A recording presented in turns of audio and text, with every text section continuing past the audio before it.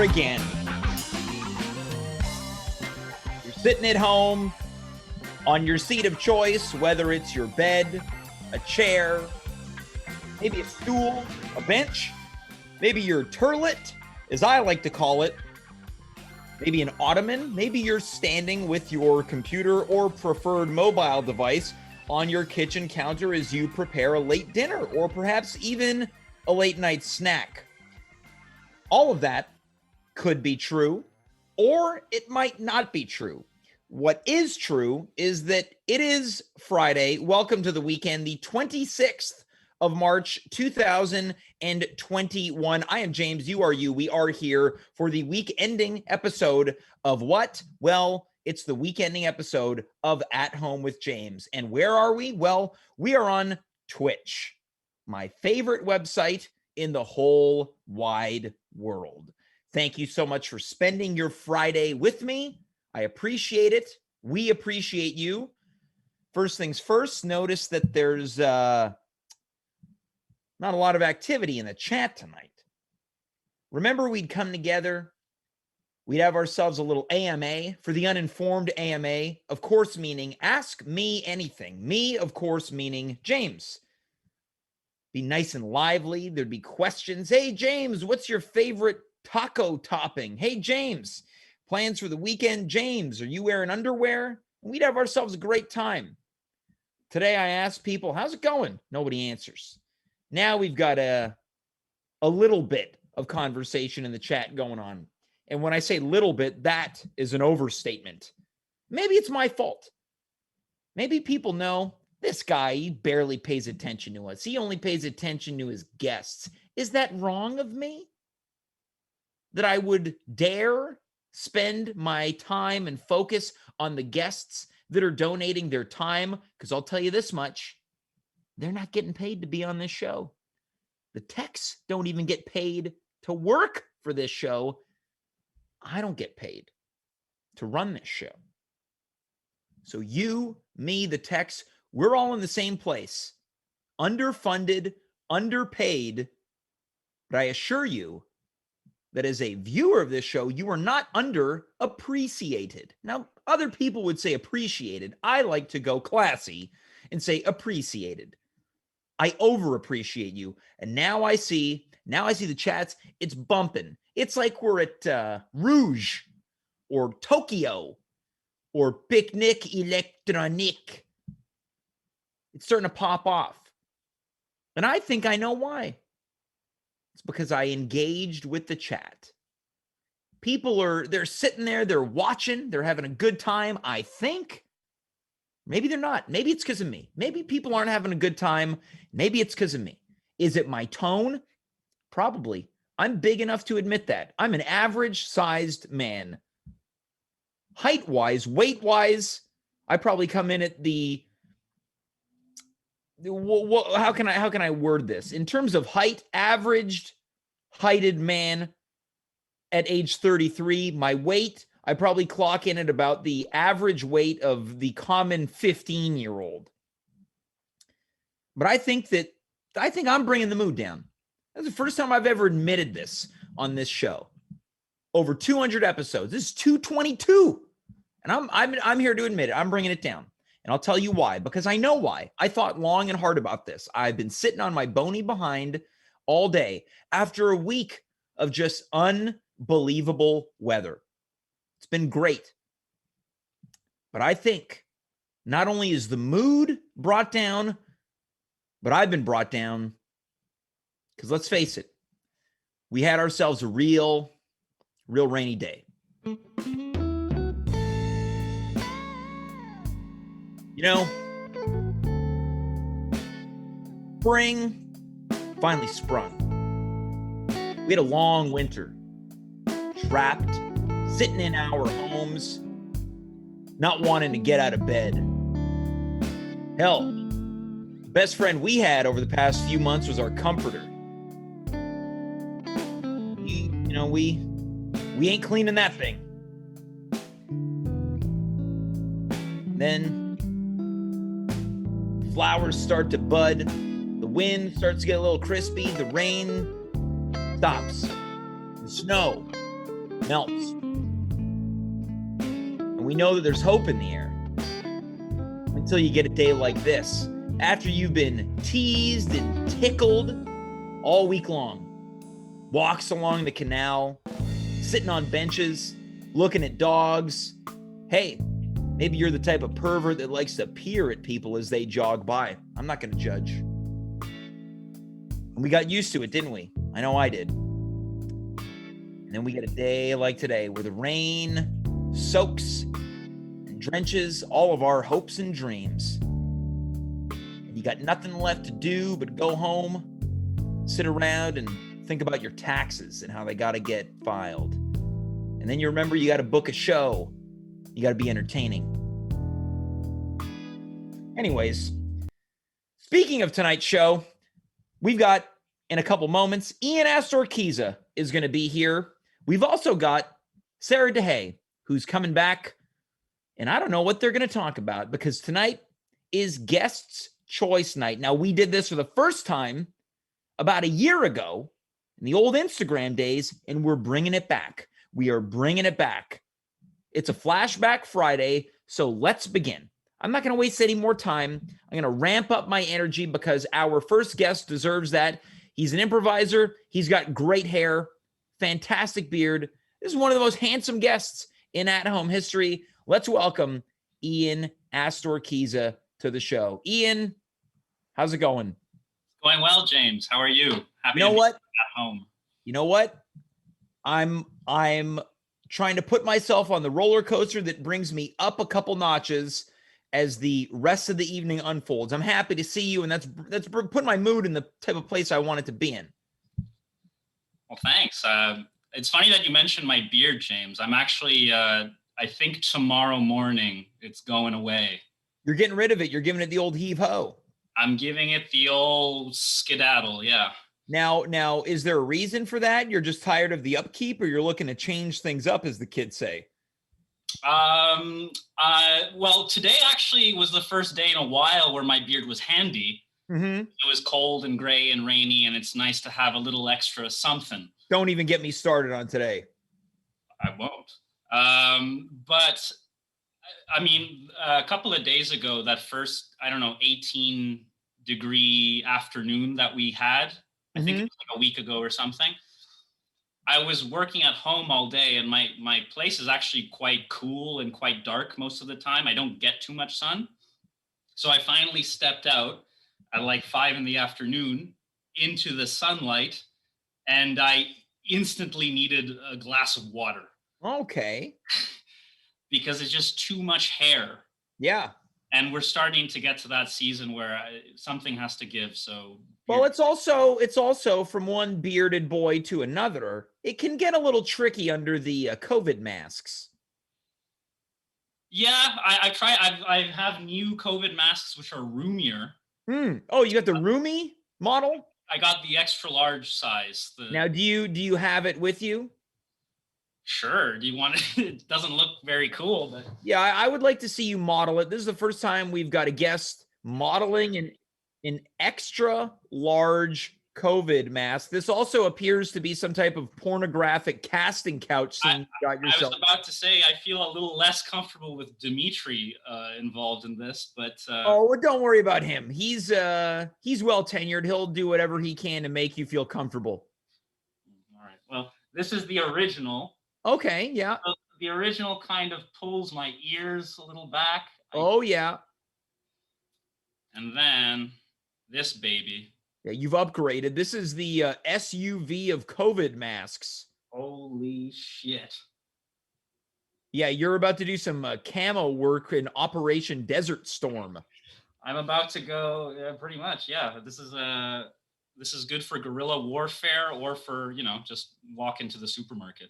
Well, we've got a great comment coming in here from old friend of the show, High Score Run. Now, Ian, this is specifically for you. You know what they say about people who wear extra large masks? I do. We're very intelligent. Very intelligent. Yeah. Yeah, well, because you want to be able to cover a lot of that face, right? There you go. You get it. Protection. Well, Ian, I'm glad that you modeled your mask off. Now, tonight's all about guest's choice. I have put the show in the hands of all of our guests. I don't know what's about to happen. The only thing that I've demanded out of every guest is that we keep this rolling. We keep it interesting. We keep it funny. This audience, they don't get paid to be here, but they don't pay to be here either. Ian, what's it going to be? What's it going to be is I'm going to open with some big news of my life. Okay. Now this, you have intrigued me. I'm intrigued by this. I'm tickled. Please. I kind of forgot about this afternoon, but last night I got an email from Podbean saying, "Hey, Ian Astorquiza, this is blah, blah, blah. Just wanted to let you know that your podcast, Characters, is the 47th most downloaded podcast with the comedy tag in Canada." That is big news. Oh. This month. Okay, so in the month of March.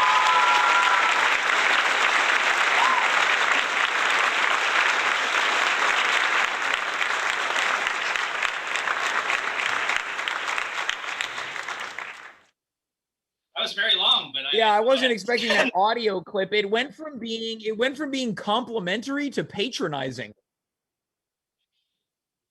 Well, Ian, congratulations are in order. That's very exciting. You must feel good about that. And while we're on the subject, where can people find this podcast? On Apple Podcasts, on Stitcher, on Spotify. You can just write Characters with a QU instead of a PH. You'll be able to find it. Or you can just ask me if you're my Facebook friend or whatever. I'll hook you up myself. Well, let's talk about this. Ian, how many episodes deep are you on Characters right now? I think 16 or something. Not too many. 16 episodes in and you're already in the top 50, though, is something to behold, I think. It was a lot of hustling, I think. Yeah. Anyways, but I'm excited. But with this excitement comes also a little bit of apprehension. Because I know, Jane, you're a producer, you're a content creator. You know how hard it is to kind of keep the train going. Sure. How to keep the content fresh, blah, blah, blah. And I'm sort of running out of character ideas, but I do have a couple. Okay. That I think I might like to workshop a little bit. Okay. And maybe if the audience would be so kind, they let me know sort of what is the most successful one, and maybe that will be my next episode. Okay, so you're looking to work through a couple ideas that you've been tinkering on, and you are, much like I am tonight with you and the rest of our guests, you are putting yourself at the mercy of the viewers tonight by letting you know if this is a yay or a nay when it comes to your characters. Absolutely. Yay and nay those are the votes that I would like. No abstains, yay or nay. If possible. Okay, so you want no in between. They either like it or lump it. It's death or glory. It really is for me. Okay, so this is very interesting. I'm very, very much looking forward to this. So what are you working on? So I'm working on Everybody Loves Politicians. Everybody loves impressions of like old historical figures. Now, I was thinking not a lot of people do older prime ministers. Right. There's a lot of Justin Trudeau impressions. There's a lot of Chrétien impressions. Yep. I don't hear a lot of Sir John A. Macdonald impressions. Yeah, true. So I would like to maybe do a little bit of a Sir John A. Macdonald impression. Okay. Kind of test the waters, see how hot the room is. Okay. If the room's a little cold, we may move on to another prime minister. Well, I fear that the room is going to be ice cold at this John A. Macdonald impersonation. Listen, I am not in any way glorifying any of these people. It's just an impression. It's just an impression. So, again, not glorifying. Yeah. In fact, these people suck. All right. So you're working specifically on an impersonation of former bad Prime Minister John A. Macdonald. Of the Liberal Conservative Party, yes. Here we go. A topical impersonation. One of the lesser impersonated prime ministers. Absolutely. Ian, and that's why there's a market for it. Ian, take it away. Well, welcome everyone. It's me, Sir John A. MacDonald. I'm very happy to be building the Canadian Pacific Railway. I'm back. It's me, John A. MacDonald. Hmm. Yeah. Now, I hear Casey Kasem when you do that.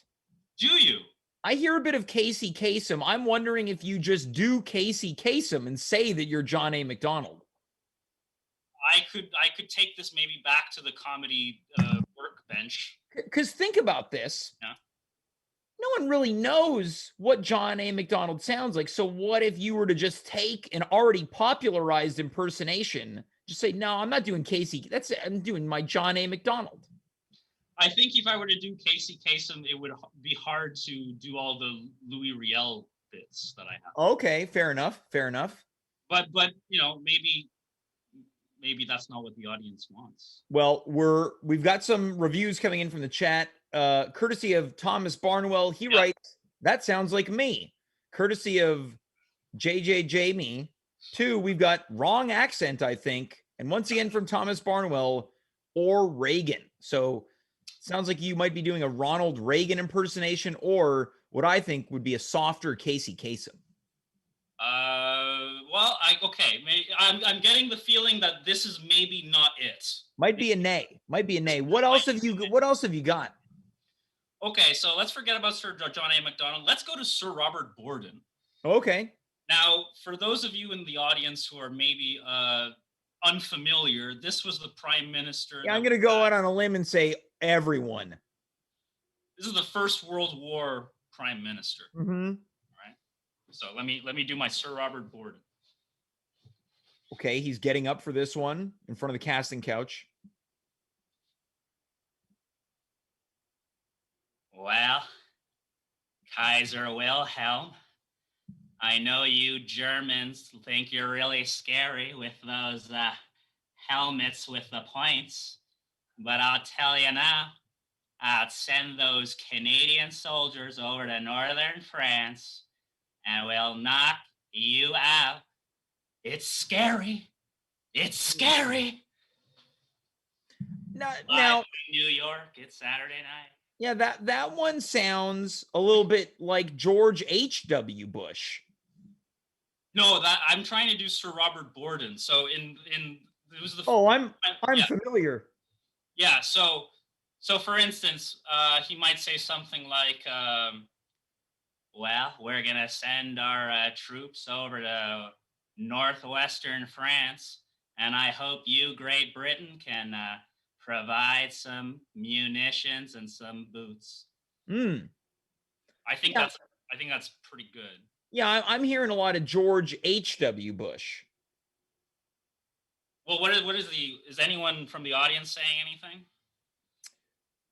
Well, it seems like there's a deathly silence regarding this Borden impersonation. Okay.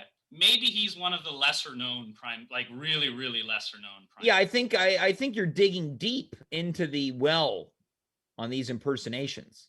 Well, the only way to get out of a well is to dig further down. Yeah, this is true. So another one that I have is William Lyon Mackenzie King.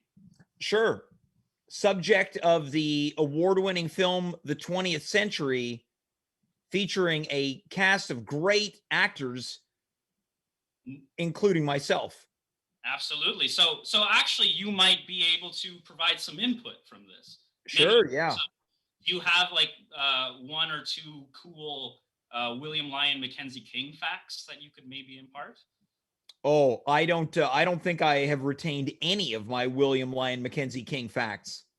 Okay, maybe he's not like that interesting a dude, so it's hard to remember. Okay, I can maybe use that. Okay.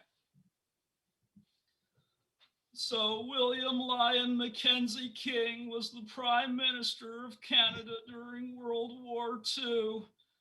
Oh man, you Germans are really, really posing a problem. I could really use a Lewinsky about now. Yeah, this sounds like Bill Clinton. It also, I will say that I did enjoy your use of the of oh man. I like that. I don't recall Prime Minister King or Bill Clinton known for their use of oh man. Well, Started off a little Pardo-esque as well. Oh, that's interesting. I didn't make the Pardo connection, but well, actually, breaking news here: you're getting 3 yas for that specific impersonation. Okay, that's maybe William Lyon Mackenzie King was one of the more colloquial prime ministers. He won the popular vote because a lot of people could relate to him. So he said things like, "Oh, dude, oh man, it really depends what the meaning of is." Yeah, I sort of like this one. Yeah. So, okay, really? Yeah, this one, you really sold me on the use of the words man and dude. It reminds me of the way that I talk. Do you think it'd be funny? Because I have a bass guitar, but this is maybe one of the least funny instruments. But do you think I disagree. Oh, are you a big Seinfeld theme guy? Why? Who isn't? That is a pretty funny one, yeah. Yeah. But I think, do you think maybe if I incorporated a saxophone in my William Lyon Mackenzie King bits, that might work? Or I think you should incorporate the saxophone, but also the bass guitar. Okay. Why not both, right? So this could be like a William Lyon Mackenzie King who I'm finished with my prime minister time, and now I'm trying to make money, and I'm living in a sort of Mary Poppins-esque universe where I'm Dick Van Dyke, and I'm playing the bass and the saxophone and the harmonica on the streets of Toronto. Yeah, I think if you can become a one-man band, that will put this impersonation over the top. Coming in from the chat right now, and I think this is a perfect way to finalize this creation. William Lyon Mackenzie Band. I love it. I love it. You know, join me in my band. I could use some groupies. I could use a guitar player. I could use a manager. If anyone, I like that your first order of business is groupies. I could use some. You're starting a band, but it's like before we get a drummer and guitarist, I need some people to have sex with. James, you know, it's been a long pandemic. True, yeah. On a scale of 1 to 10 Jameses, how horny are you? 10 Jameses being most, 1 James being least horny. 10. You could tell me. Yeah. No, I could tell you. Right now, at this moment in time. Do it like William Lyon Mackenzie King. Okay, yeah. Yeah. Now listen. Don't forget to call me man. Listen, bro. Well, that's not what I said, but sure. William Lyon Mackenzie King uses the expressions and colloquial idioms that he likes to use. And the thing is, I have had relations, but I'd like to assure you that I do think Canada can make it through World War II. And vote for me. I'm super horny. That's relatable, isn't it? You're horny too. I'm horny. Let's build a better economy. The only problem is you didn't use man in the sentence. Oh, well, maybe I'll have to take this impression back to the workbench. Yeah. So you're super horny is what you're saying. Oh, you know, this horniness goes up to 11, James. Whoa, you've cranked it up to 11. Well, up to 11. Ian, there might be someone watching right now who not only likes the impersonations, but they're out there and they're thinking, you know what? I'm at 11 too. Well, great. I can't wait. Well, Ian, if you get any unusual messages in your inbox, I'm going to apologize. I will apologize for that. Oh, please. I'll take your apology exactly the way a prime minister would. Well, thank you, Ian. Look, I think you've got something to chew on here. I think all those impersonations are very unique and original. I love that William Lyon Mackenzie King. Incorporate the bass, the harmonica, saxophone, maybe a triangle. I think you go big or you don't go at all. I agree. Death or glory. Let's go. Let's go. Ian, look, thanks so much for being here. and I appreciate it. Thanks, James. Take care. You too. That's Ian Astorquiza. He's got a podcast called Characters. I was on it. I played Quebec Premier Francois Legault. I had a great time. And I think you will have a great time if you listen to that episode, as well as the other 15 episodes. It's ranked 48 on Podbean. I don't even know where this ranks on Twitch. 8 millionth, let's just say. We're in the 8 millionth spot. Why can't I just celebrate the show for what it is, whether it's big, medium, or small? Why can't I just... I know why I can't celebrate it. I know why. It just hit me. It's because we've had a rainy day today. And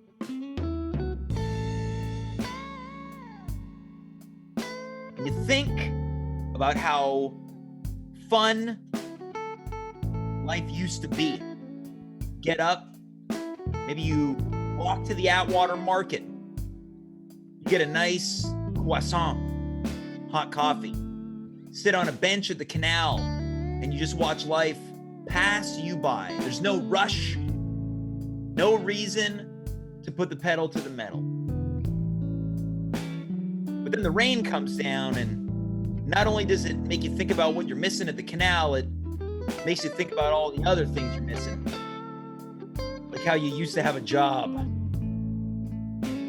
How someone used to think you were skilled and talented. And they offered you a position to exercise those skills and talent and abilities. They gave you a chance. But not only did they give you a chance, they gave you a steady paycheck. So much so that you didn't have to worry about how you were going to pay your internet bill or your hydro bill, TV bill, phone bill, food bill, cable bill. And then before you know it, you don't have a job anymore.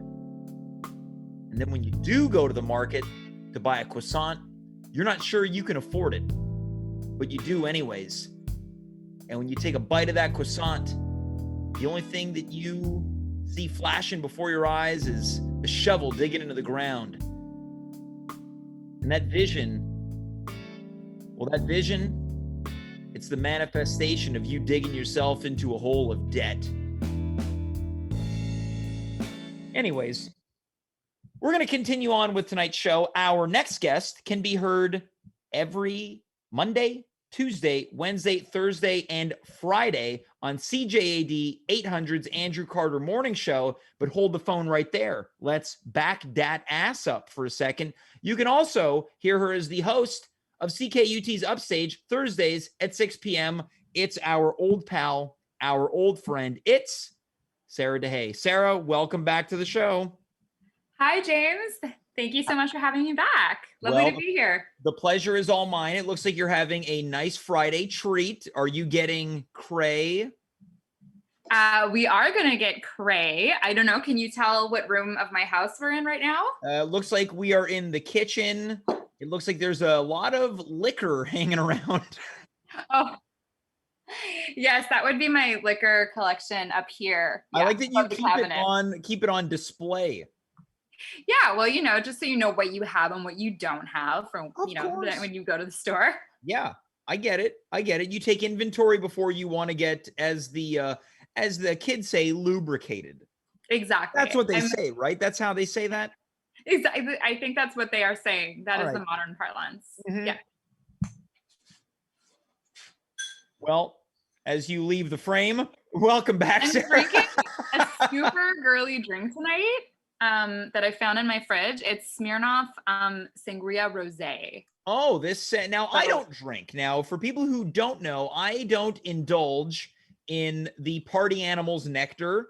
And I can tell you that if I did drink, that would not be the beverage that would touch my lips. What would it be? For a teetotaler, what would you drink? It's a great question. I don't know what I would drink. I have no, I don't, Can I recommend something? Please. When you look at me, when you see this, Sarah, let's cut the crap for a second. You've known me long enough now where I think you have an idea of my general disposition. I think of myself as a friendly young man that sounds a little crusty. Yeah. When you look at me, if someone said, Sarah, you got to get this guy drunk tonight. What are you picking? Okay. So, I get a lot of press releases in my work as a radio producer. Anything from criticisms about the provincial budget to here's a new furniture line to here's a drone we're selling. It's weird. I get a ton of weird press releases. Sure. One weird one I got today was actually addressed towards me because sometimes they don't put your name down. Sometimes you can tell they're copy pasting like 20,000 people's names. And today I got an email that said, Sarah, great news. And I was like, great news. I love hearing great news. There is a Budweiser seltzer hitting the market, and seltzer is all the rage right now. It's not my thing yet, but it's super trendy. It's super light. You strike me kind of as like someone who would drink PBR and wear it as a badge of honor. PBR is a very cheap beer. Yeah. So I'm thinking somewhere between cheap beer and seltzer. What do you think? I'm going to tell you something, Sarah. I have tasted beer. One time in my life, it went in my mouth and then into a sink. Oh. I've never consumed beer. I don't think I would, but you bring up seltzer. Yes. And I love myself a nice carbonated water. I have a Soda Stream, one of the greatest gifts I have ever received as an adult. I use it every day. I think that I would be drinking these seltzers. What are these drinks that people love now? White Claw? White Claw is a very popular seltzer brand. Yeah, I feel like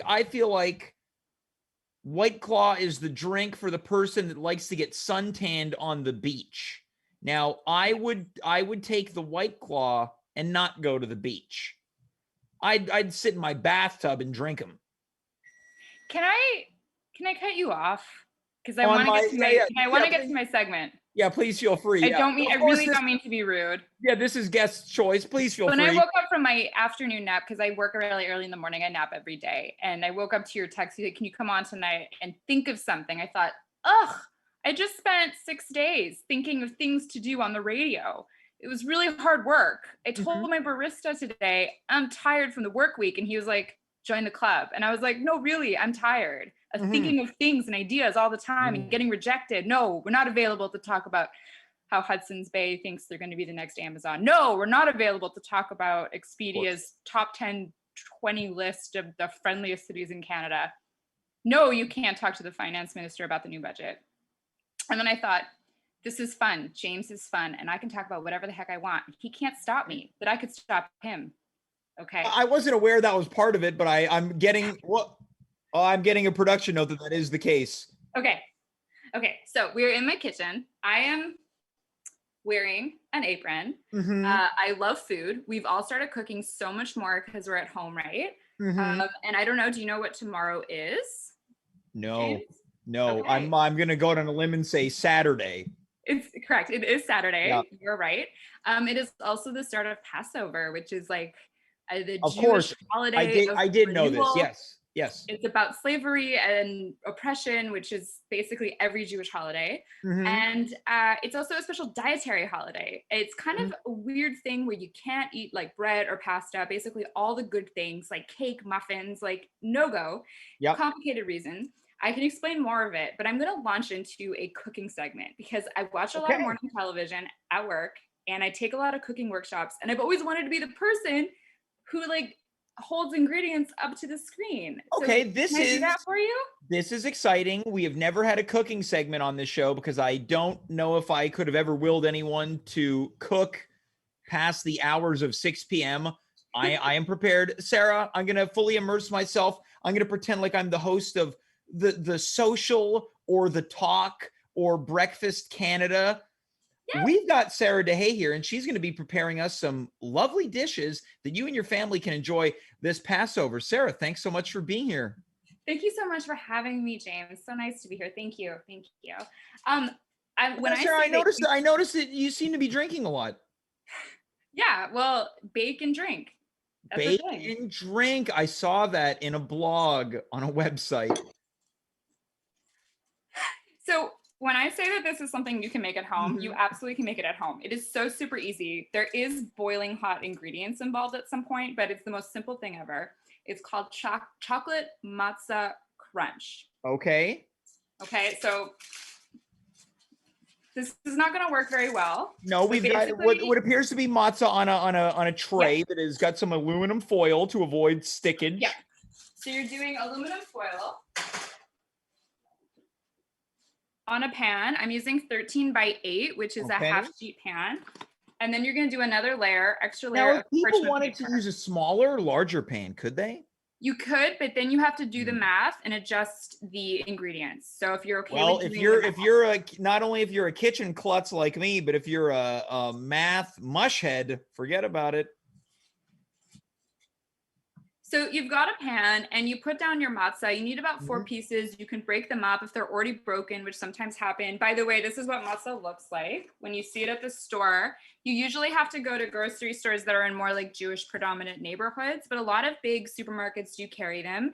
Sarah, when you say Jewish predominant neighborhoods, can you tell us which neighborhoods you're thinking about?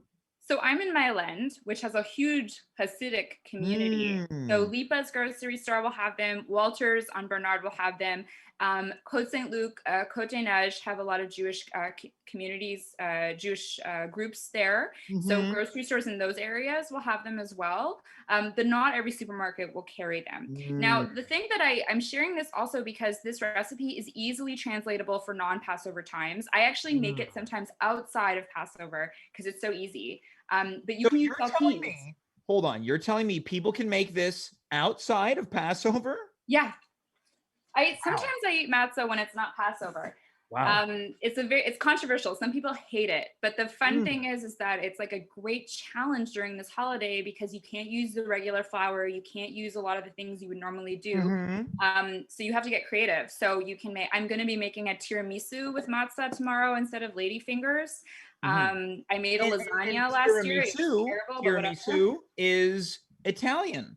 It is, but there are Jewish communities in Italy that have I don't know if that's an original recipe, but basically there's Jewish communities all over the world and they've all done their own thing. And Italy is in Europe.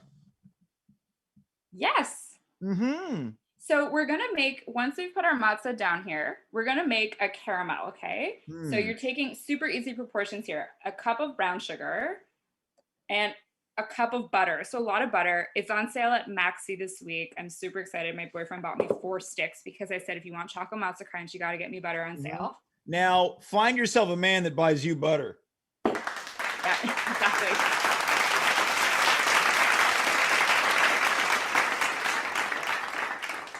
So these guys are going into my saucepan, okay? I'm putting it over medium heat. And basically they're going to melt together. And at some point you want it to caramelize and to be boiling for about 3 minutes. So obviously it's going to take a little while for that to happen. You get a whisk or a spoon and you want to stir it up as it starts to melt and get absorbed. So I'll do that at the same time. I'm not sure if we're going to get there all the way, but you're making a caramel. You're then pouring it over your matzah. Dimitri, you have some photos that might show us, right? You're pouring it over your matzah and you let it sit for a little bit. You take an offset spatula or a regular spatula and you're kind of moving your caramel over the matzah so that you're completely covering it, or your saltines if you have that. And then you take chocolate chips, about 1.5 cups. It could be any kind of chocolate, usually semi-sweet would be good, Chip-Its basically, but you could do milk chocolate or white chocolate if you want. This is my chocolate. Now, I'm going to tell you something. If I walked into your apartment and I saw this and I lifted the aluminum tin, the first thing I would say is, I shouldn't, but I can't help myself.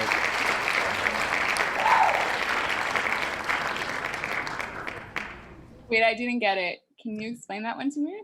Well, if I walked into your home and I saw this sitting on a tray and I lifted the aluminum foil, I'd say, I shouldn't, but I can't help myself.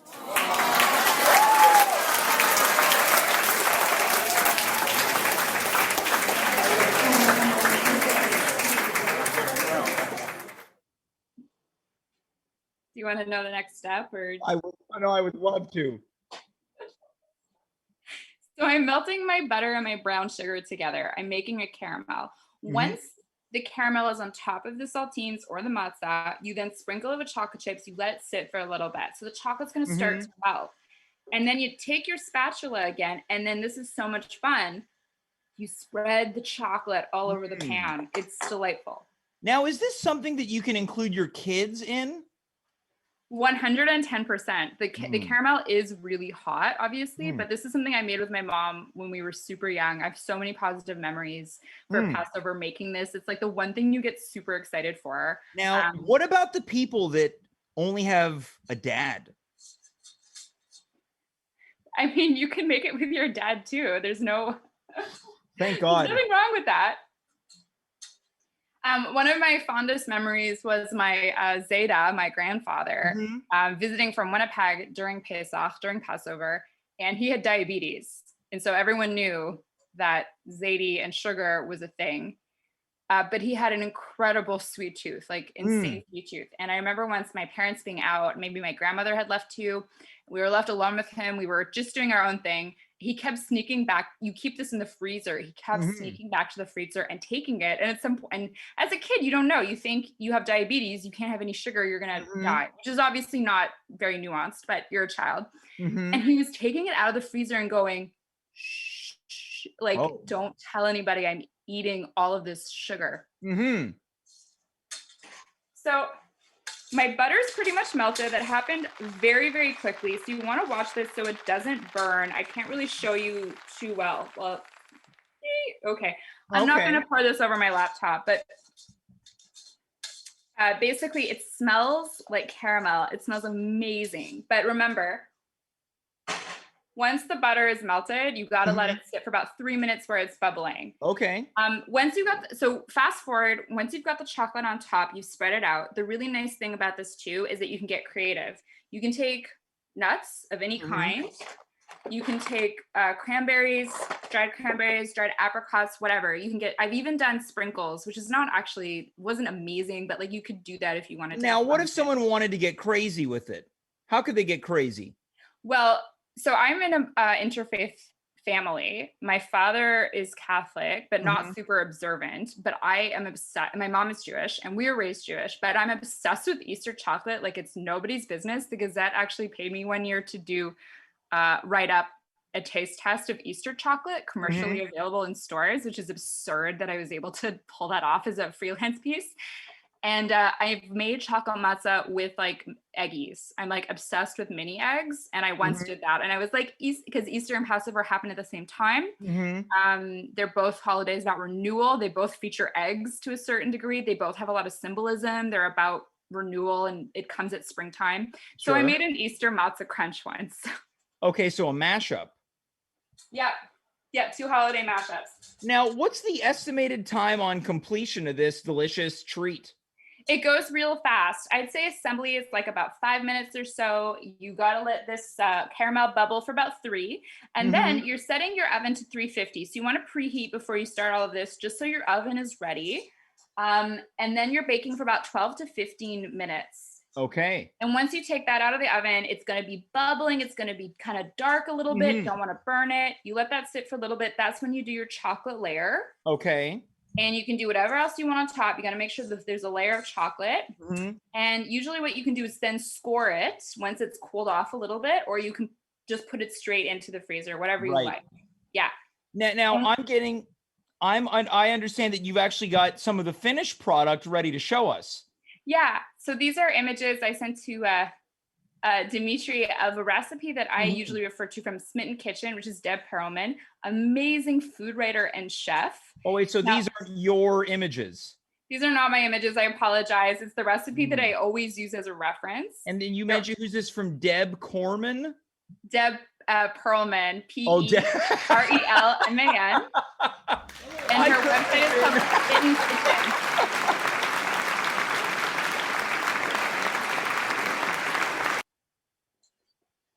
You said it and I didn't catch the name. 10 seconds later, I got the name wrong. So my caramel is bubbling. I can smell it. I wonder if I can. So what I'm going to do, if you can see, is pour it out like so onto my matzah. And it's that easy.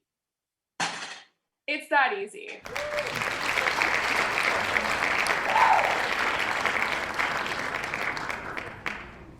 Now, will you let this sit overnight, or will you enjoy it this evening? Oh my God. Waiting for this to like get out of the freezer is like the most painful like thing imaginable. So it goes into the freezer, I'd say like about an hour or so. And then you take it out and you want to break it up into smaller pieces. And you usually want to keep it in the freezer or the fridge. So it stays cold. Because if you keep it out room temperature, it can get a little melty. It's not as good. Sure. And then guaranteed you cannot stop eating it. Like you just cannot stop eating this. So there's many variations online. If you look up chocolate matzah crackers or chocolate matzah crunch, we used to call it chocolate matzah crack, but that's insensitive. So we don't say that. We've moved forward. And you can find different variations online for it. You called it chocolate matzah crack? Yeah, that's what we used to call it before that just realized that was not acceptable anymore. Right. But it's because it's very addictive because you're basically eating chocolate, caramel, and like crackers. Yeah. Matzah is just a ginormous cracker that gets yanked out of the oven after a certain amount of time. Well, coming in from the chat right now, we've got So I think that means that we succeeded. Yeah. And by we, of course, I mean you. Now, Sarah, because you work in media, how would you score my interviewing style as if I were the host of a morning show? Oh, if I was like to legit air check you? Yeah. I felt all of my questions were as asinine as most of those hosts. They're often you're good. I think they seem to feign stupidity a lot of the time.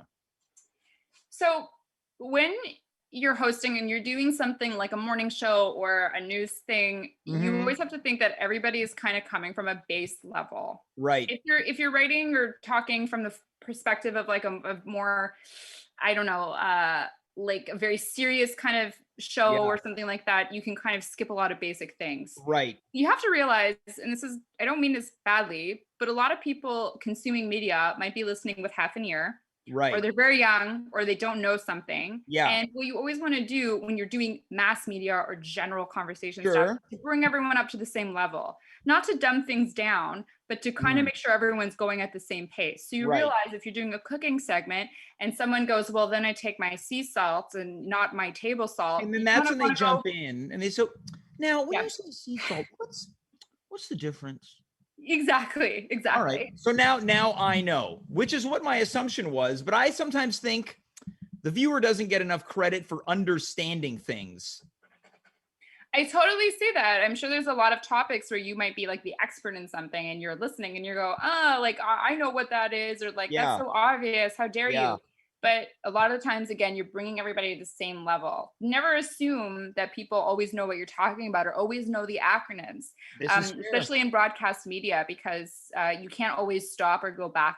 Now you can more often because we're in the age of the internet, but you can't always, a newspaper article, you can stop and go back and check things and turn the page. But in an interview, you're along for the ride, right? Well, you have taught me two things tonight: the ways of media and the ways of this delicious Passover treat. Well, I'm really glad you didn't ask me anything specific, like what is kinyat and like how do you make matzah, or like, I don't know, the grade of my chocolate, because that I would not be able to answer. If people want to know, they can ask Deb Corman, otherwise known as Deb Perlman. Look, Sarah, thanks so much for being here tonight, and I will not judge you if you wake up at 4 a.m. and have a nibble. Oh, thank you so much. Thank you for letting me live my dream as like a chef. Yeah, we'll have to do this again. Yeah, absolutely. Sarah, thanks so much. Thanks for having me. That's Sarah Deshaies.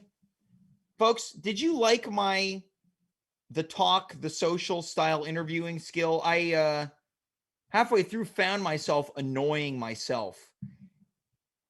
On a regular day, I'd probably be doing it and I'd be jovial and upbeat. I'd be really doubling down and having a good time with it. But today's not a regular day. Got to tell you, I think this rain is bringing me down.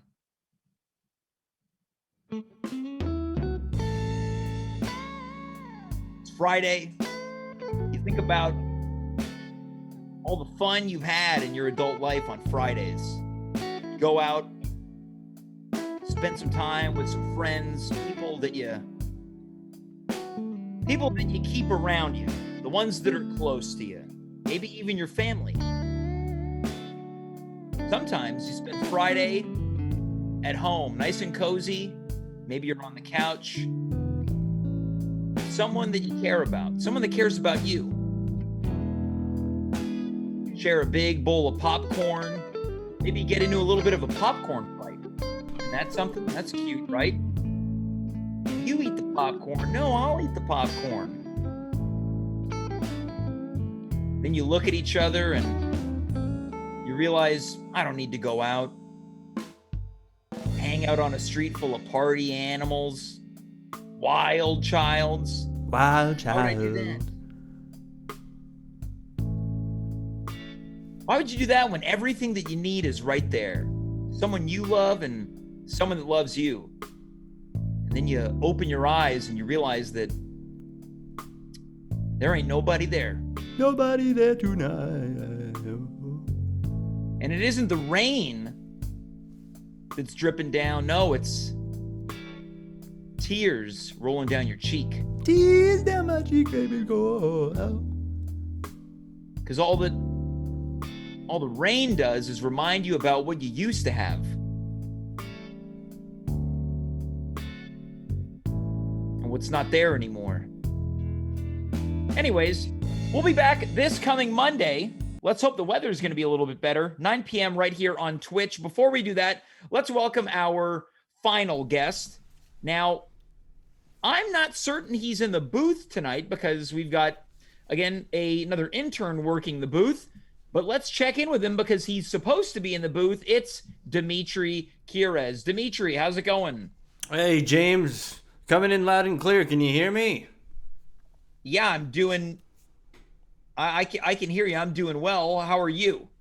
This reporter is still reporting from last Friday, James. I'm still reporting from the awards. The At Home with James Awards, James. And Wait, you're still at the award show last week? Am I what? You're still at the award show? I'm still at the award show. Yeah, is that what I'm understanding correctly?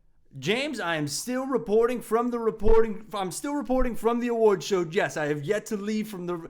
What a rager of a party, my friend. It was a great night for the heroes, for the underdogs, for everyone, James. And I'm still here reporting the news. Yeah, Dimitri, that's old news, man. The awards were last week. You're messed up, aren't you? Oh, James, nobody parties like these Hollywood fat cats. Let me tell you that.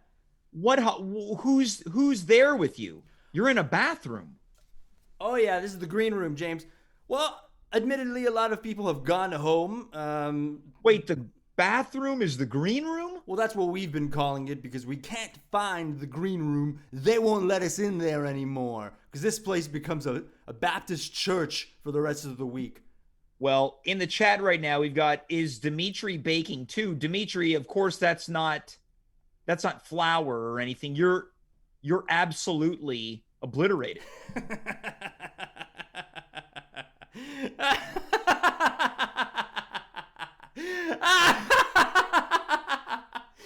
Oh, man. Dimitri, have you just been eating cocaine all week? Well, Nikki Fournier's not here, so I'll tell you what, somebody had to bear the flag and wave it around. So everyone is mostly gone. Oh, so you've been eating for two. Oh, I've been dining for two. And let's just say this is an all-you-can-eat buffet. Oh, no. Base How time. much have you eaten? Oh, a baker's dozen. So, what is that, 13 bags? 13 grams? What is that? Kilos? Kilos? You're eating kilos of Coke. Who's counting? I changed the name of my nose to the Dyson. Oh, and why is that? Oh, let's just say I'm cleaning this place up. Yeah, it looks like it. It looks like that Dyson's been working overtime. Is the battery burnt out yet? My ticker's going a mile a minute. But James, I'm going to be honest with you. Most people have left. I have heard Joe Cano wailing somewhere in the far distance. I think he's still trying to find that award for Best Pumpkin. But apart from that, I'm locked in the bathroom, James. I don't know how to get out of here, James. I really don't. Yeah, it looks like the door's open, Dimitri. Well, the door to my stall is open, James. Oh, that's an individual stall? Yeah. Yeah, I'm hiding out in here. I'm just peeking out right now just to see if I can find the gosh darn door out of here. Dimitri, this is the problem. Last week at the award show, we were all... Oh, shh. Somebody's coming, James. Somebody's coming.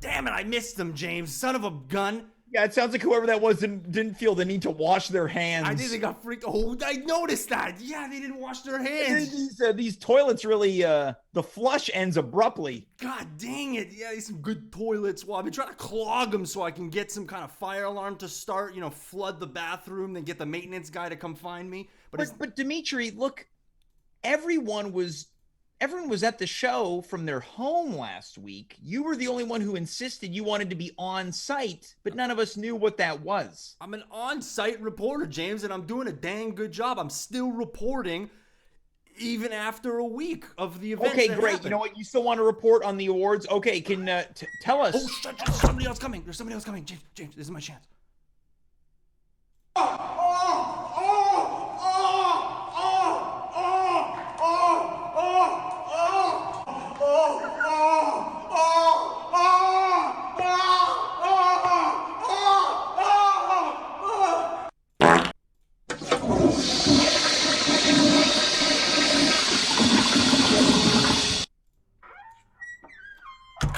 James, son of a bitch, I missed him. Son of a gun. Yeah, that sounds like that guy's got bigger problems than you do. You're trapped in a bathroom. That guy is messed up.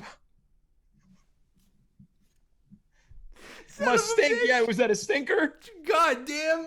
Did you did you get that license plate? Maron, James. Oh God, I'm gonna. I can't get out of here, buddy.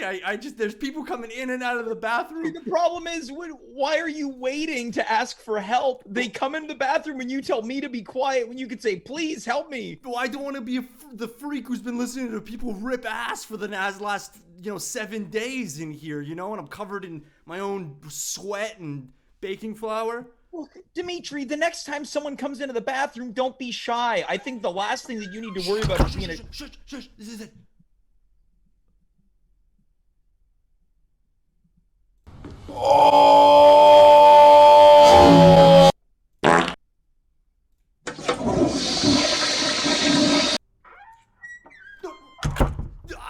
Was that a robot going to the bathroom? What the fuck was that? God damn it, James, what's wrong with me? This reporter has reported inaugurations. This reporter has reported many things, world's changing moments, but I can't find the courage to ask somebody where the exit is. I'm just hearing doors opening and closing. Look, Dimitri, I think that you need to stop being worried. I think you need to just be an adult. The next person who comes in. Shush, James.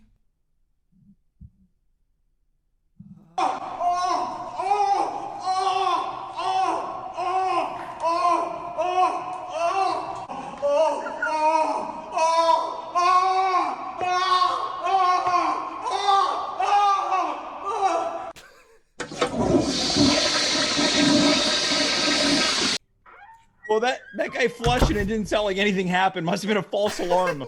Yeah, he came back twice. Yeah. James, oh my gosh. Dimitri, I hate to tell you, unless you're willing to tell them that you need help, I think you're stuck there. I'm so embarrassed. People are coming in with real problems in here, and I feel bad because I can't look out the stall when they come in. I don't. Just ask for help. Say, excuse me, I need help. God.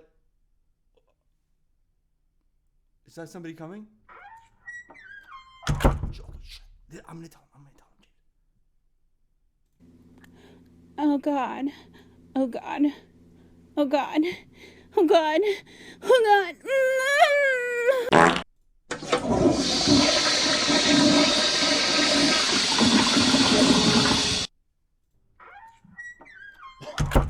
Do anything. My God, did you hear that? What Yeah. the fuck was that? Well, it sounds like everyone who's coming in really needs to go, but they find themselves finished after they pass gas. It seems like it's just IBS like gastric issues, James. This reporter is reporting that there's a lot of IBS going on right here at the old awards show venue, James.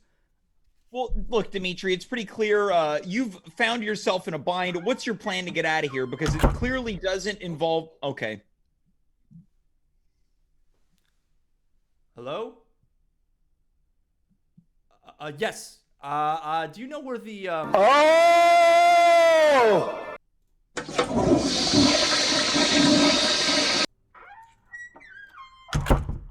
Okay, that just sounded like somebody walked into the bathroom and realized they didn't need to go. Yeah, so that man was shocked when he saw me, James. He was frightened. I opened the door silently, and I think I frightened him.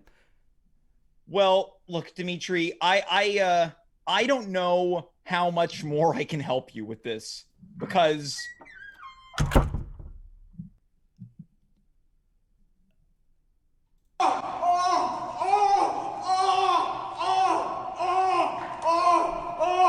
Sir, I'm trying to find my way out of the bathroom, sir! Sir!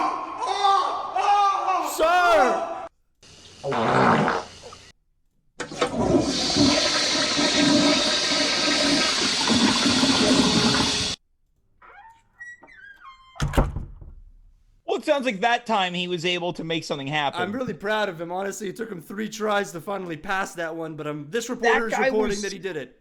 That guy was screaming so loud, he didn't even hear you. I was blaring over the noises, over his moaning, his howling. He couldn't hear me. Oh, James, the smell is atrocious in here, but I'm very happy to report that the ratings are in from last week's show, by the way. Oh, they are? Yeah. And? Pretty decent. Oh, well, that's good. I'm glad to know that they're pretty decent. And is that up from the week before? Maybe. Well, I'm look, very Dimitri, high on cocaine. James? Yes? Back to you. Well, that is Dimitri Kyres on location from the At Home Awards that ended a week ago. I'd like to say that I'm worried for my friend who has found himself on a drug-fueled bender that has left him locked, stuck, banished to a bathroom, but I feel far more worried for each and every person who walked into that bathroom, because they have issues that supersede anything Dimitri might be going through right now. But you know what? Sounds like Dimitri's having a tough night too, and it's probably because of that rain. Folks, that's our show tonight. Whether you've got someone who loves you, whether you've got a job, an employer who's happy with the work that you do, or you're just staring out the window, what comes next as you watch the rain fall to the ground, just know that tomorrow it's supposed to be chilly, but sunny. Until then, I want to thank Ian Astorquiza, Sarah Deshaies, and I want to send my thoughts and prayers and best wishes to Dimitri and everyone who might be going to the bathroom tonight. Until then, I'm James. You are you, and we were here. Good night, goodbye, farewell, and of course, be well.